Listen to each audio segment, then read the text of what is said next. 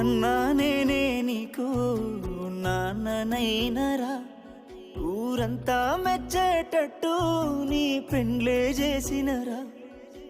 అన్నా నీ కోసం ఒక ఇల్లే గడుతరా అని దాసుకున్న పైసలన్నీ నీకే వెడితిరా.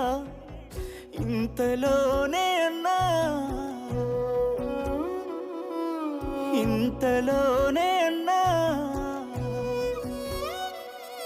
ఆ గంగొడ్డుకే బొందదోడు కోని అన్నా.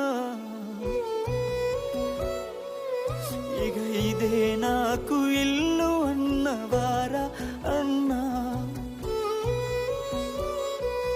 నీ పెయి నిండా సలి వెడుతుందని అన్నా. అన్నా పన్నవా